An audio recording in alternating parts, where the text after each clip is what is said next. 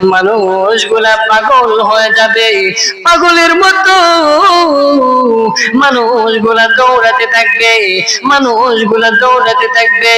কার কাছে যাবে? কারণ ওই দিন তো আল্লাহ বড় রাগান্বিত থাকবেন, আল্লাহ বড় ক্রোধান্বিত থাকবেন। মানুষেরা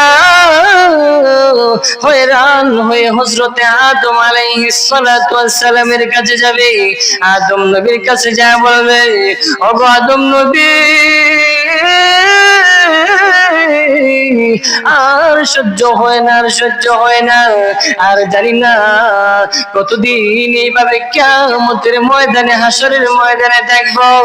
ওগুলো বেঁচে আপনি বলে দেন না, আল্লাহকে বিচারটা যেন একটু তাড়াতাড়ি করে দেয়। এইভাবে মানুষগুলা দৌড়িয়ে যাবে আদম নবীর কাছে। আদম নবী ডাক দিয়ে বলবে, শুনো রে, আজকে আল্লাহ বড় রাগান্বিত, আল্লাহ বড় রাগান্বিত। আজকে আমি যেতে পারবো না, আল্লাহর কাছে যেতে পারবো না। আল্লাহ আজকে বড় ক্রোধান্বিত। আজকে আমি নিজেকে নিয়ে বড় ব্যস্ত, নিজে ইয়া নফসি ইয়া নফসি। মানুষগুলা পেরেশান হয়ে চলে যাবে নূহ নবীর কাছে, যা বলবে, ও নূহ নবী, ওগো নবীজি, একটু সুপারিশ করেন না যাতে বিচারটা তাড়াতাড়ি হয়ে যায়। নূহ নবী এক উত্তর দিবেন, বলবেন, আজকে আল্লাহ বড় রাগান্বিত রে, আজকে আল্লাহ বড় রাগান্বিত।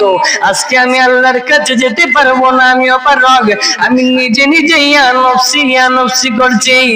মানুষেরা দিশাহারা হইয়া চলে যাবে হযরতে ইব্রাহিম নবীর কাছে, যা বলবে, ওগো নবীজি, আপনি একটু সুপারিশ করেন না, আল্লাহ তাআলা যাতে আজকের বিচারটা তাড়াতাড়ি করে দেন। হযরতে ইব্রাহিম নবী বলবেন, মানুষেরা শোনো, আজকে বড় ভয়ঙ্কর দিন, আজকে আল্লাহ তাআলা বড় রাগান্বিত। না না, আজকে আমি আল্লাহর কাছে যেতে পারবো না, সুপারিশ করতে পারবো না। মানুষেরা দিশাহারা হইয়া চলে যাবে হযরতে মূসা নবীর কাছে, যা বলবে, ওগো নবীজি, আপনি বলেন না আল্লাহকে একটু, যাতে তাড়াতাড়ি বিচারটা শুরু হয়ে যায়, হয়তো জান্নাতে যাব না হয় জাহান্নামে যাব, যে কোনো একটা ফয়সালা হয়ে যাবে। এমনি তিনি একই উত্তর দিবেন, না না, আজকে আমি পারবো না, আজকে আল্লাহ বড় রাগান্বিত রে, আজকে আল্লাহ বড় রাগান্বিত, আজকে আমার দ্বারা সম্ভব না আল্লাহর সামনে দাঁড়ানো। মানুষগুলা দিশাহারা হইয়া কোনো উপায় না পাইয়া দৌড়াইয়া চলে যাবে আমাদের নবীর কাছে, যা বলবেন, নবী গো, আপনি একটু বলেন না আল্লাহকে, যাতে বিচারটা তাড়াতাড়ি হয়ে যায়। আল্লাহ রাসূল সাল্লাল্লাহু আলাইহি ওয়াসাল্লাম তখন রাজি হয়ে যাবেন। আল্লাহ রাসূল বলবেন, আমি তখন আরশের নিচে আল্লাহ তাআলার প্রশংসা করব। কেমন প্রশংসা করব আমি নিজেও জানি না, কেমন প্রশংসা করব। কিয়ামতের ময়দানে আল্লাহ তাআলা আমাকে শিখাইয়া দিবেন, তুমি এইভাবে আমার প্রশংসা করো। আমি প্রশংসা করতেই থাকবো। এক পর্যায়ে আল্লাহ তাআলা আমার দোয়াটা কবুল করে নেবেন।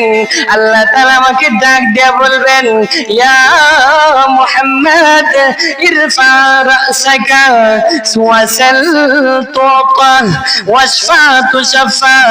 আল্লাহ তাআলা তখন ডাক দেয়া বলবেন, আরে মুহাম্মদ, তুমি কি চাও? যা চাও আজকে তোমাকে দেওয়া হবে। তুমি যে বিষয়ে সুপারিশ করো রে, সেই বিষয়ে তোমাকে আজকে দেওয়া হবে, তার সুপারিশ, তোমার সুপারিশ কবুল করা হবে। বলো তুমি কি চাও? আল্লাহর রাসূল সাল্লাল্লাহু আলাইহি ওয়াসাল্লাম কিয়ামতের ময়দানে সর্বপ্রথম আল্লাহর কাছে আবদার করবেন, ওগো আল্লাহ, কিয়ামতের ময়দানে, আজকে হাসরের ময়দানে বিচারটা তাড়াতাড়ি করে দেন। সর্বপ্রথম এই আবদারটা করবেন। এরপর আল্লাহর রাসূল সাল্লাল্লাহু আলাইহি ওয়াসাল্লাম আল্লাহ তাআলার কাছে আবেদন করবেন, এর মালিক, দুই নাম্বার আবেদন হলো আমার কিছু কিছু উম্মত যাদেরকে আপনি জান্নাতে বিনা হিসাবে দিয়ে দেন। এরপর আল্লাহ রাসূল সাল্লাল্লাহু আলাইহি ওয়াসাল্লাম আল্লাহর কাছে আবেদন করে বলবেন, এর মালিক, আমার কিছু উম্মত আছে যাদের কিছু আমল আছে, আবার বদগাড়িও আছে, যার কারণে কিছুদিন জাহান্নামে বাস জ্বলতে হবে। ওগো আল্লাহ,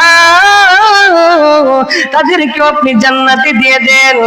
এরপর আল্লাহ রাসূল দেখবেন কিছু উম্মতের কোন আমল নাই, শুধুমাত্র লা ইলাহা ইল্লাল্লাহ মুহাম্মাদুর রাসূলুল্লাহ কালিমাটা আছে।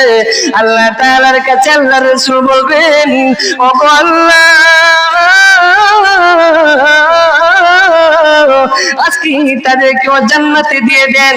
আল্লাহ তাআলা তার সমস্ত সুপারিশকে কবুল করবেন, কিন্তু শর্ত হলো যদি সুপারিশ পেতে হয় দুনিয়ায় থাকতে আল্লাহ রাসূলের অনুসরণ করতে হবে। যারা আল্লাহ রাসূল সুন্নাহের উপর চলবে, আল্লাহ রাসূলের অনুসরণ করবে, কিয়ামতের ময়দানে কঠিন মুসিবতের সময় আল্লাহর রাসূল সেই উম্মতদেরকে সুপারিশ করে জান্নাতে দিয়ে দিবেন।